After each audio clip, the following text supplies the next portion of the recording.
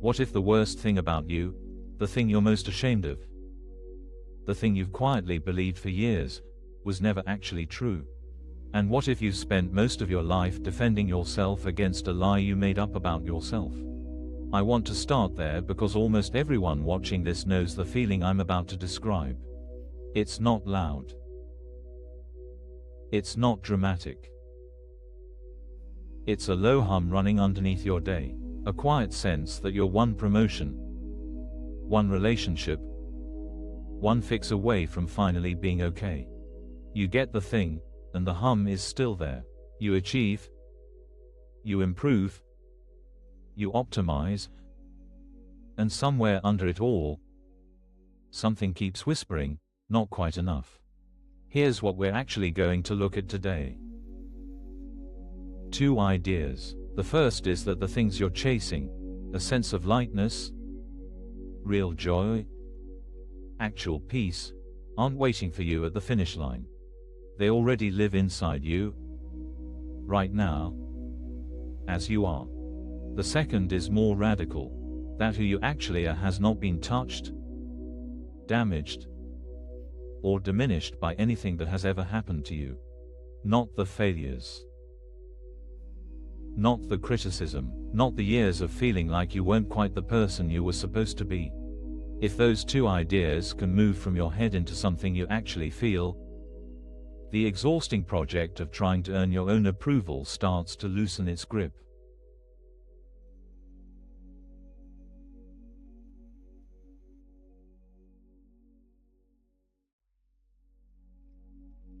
Let me tell you about Sarah. Tuesday afternoon. She gets a performance review, mostly positive, 8 solid sentences about her work, her judgment, her growth, and 1 critical line, somewhere in the middle, something about needing to be more assertive in meetings. Guess which sentence she hears? By the drive home, that 1 line is running on a loop. By dinner, she's not really tasting the food. Just before sleep, it's still there, but now it's grown. It's not just feedback anymore. It's evidence of something she's suspected for a long time, that something is fundamentally off about her, that if people really looked closely, they'd see what she sees. She wakes up Wednesday quieter, smaller, a little more careful. Here's what I want you to notice. Sarah didn't get bad news. Sarah got mostly good news, with 1 note. But her mind didn't experience it that way, because her mind already had a story running. And that story isn't, I need to work on assertiveness. The story is, I am not quite enough. And one day everyone will figure it out. Most of us are running some version of this story. We've confused our history with our identity.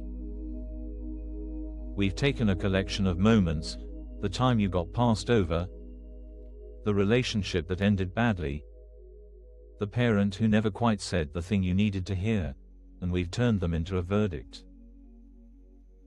A fact about who we are. But it was never a fact. It was a story we kept rehearsing until it sounded like truth.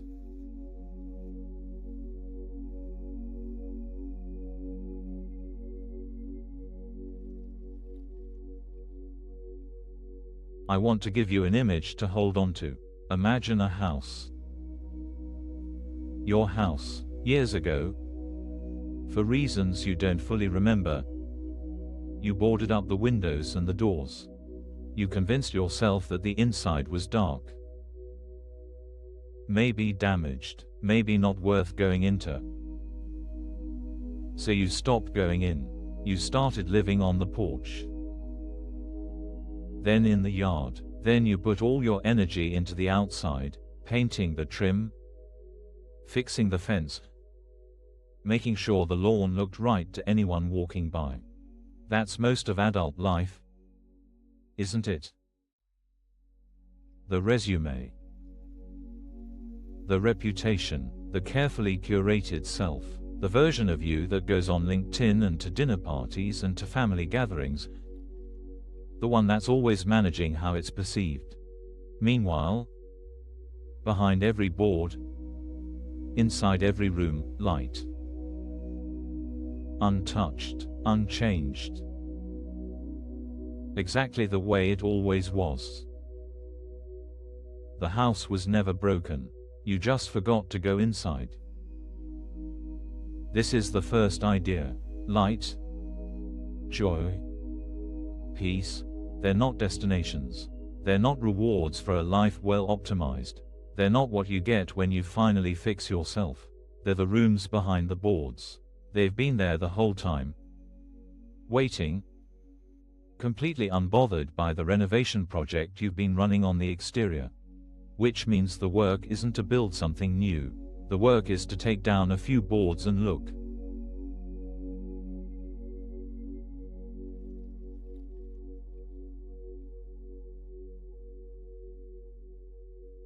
Now here's the second idea. And this is where it gets harder to swallow. Because everything in us wants to argue with it. Who you actually are has not been altered by anything that has ever happened to you. I don't mean the surface stuff. The surface stuff has obviously been shaped, your habits, your fears, your defenses, the way you flinch at a certain tone of voice. All of that is real, and all of that has been built by experience. But underneath those layers, the thing that is actually you, the awareness that's been there since you were small, the thing that notices, the thing that loves, that has not been damaged. Not by the failure. Not by the criticism. Not by the years. This sounds almost offensive when you first hear it. Because we're so identified with our wounds. We've made our pain into proof. Proof that we're broken. Proof that we have to work twice as hard to be acceptable. And here's someone suggesting that nothing was ever broken in the first place. But sit with it for a moment. What if the part of you that's been quietly observing your whole life, watching you struggle, watching you try, watching you hope? What if that part has never been the problem? What if it's been completely intact this whole time? Just waiting for you to remember it was there.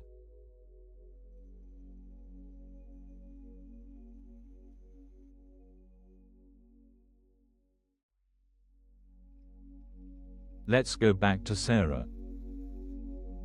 Same Tuesday. Same review. Same one critical sentence. But now imagine she's spent a few weeks letting these two ideas sit with her. Not believing them perfectly. Just holding them lightly. The critical line still lands. She still feels the sting. She's human. But something is different this time. The sting doesn't get to become a verdict, because underneath the reaction, there's a quieter thought. This is feedback about a behavior. It's not news about who I am.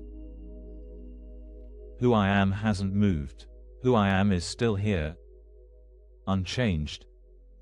Watching all of this with a kind of patience I didn't used to have. She drives home. She makes dinner. She actually tastes it. She goes to bed. The line is still there in her mind. But it's just a line now. Not a sentence handed down about her worth. This is what changes when these two ideas start to land. Not your circumstances. Not the review. The reviews will keep coming. The criticism will keep happening. The hard Tuesdays don't disappear. What changes is what you bring to them. You stop scanning yourself for evidence of what's wrong. You start noticing what was quietly there all along.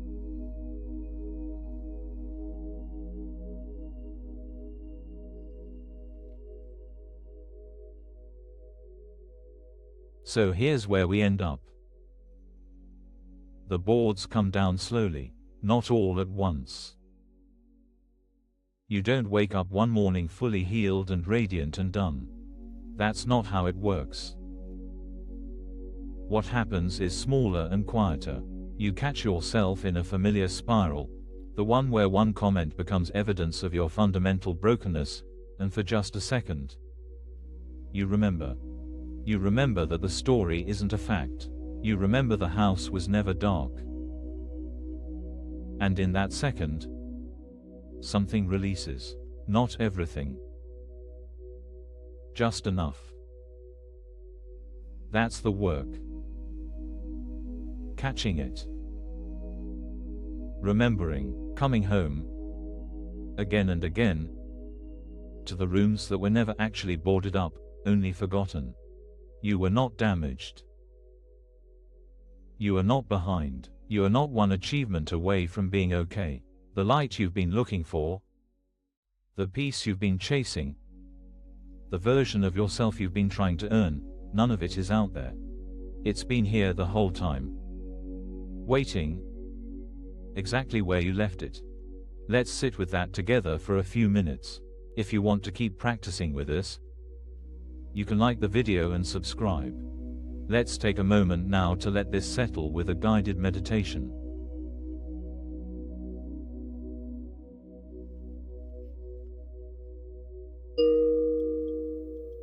Let's take a few minutes together.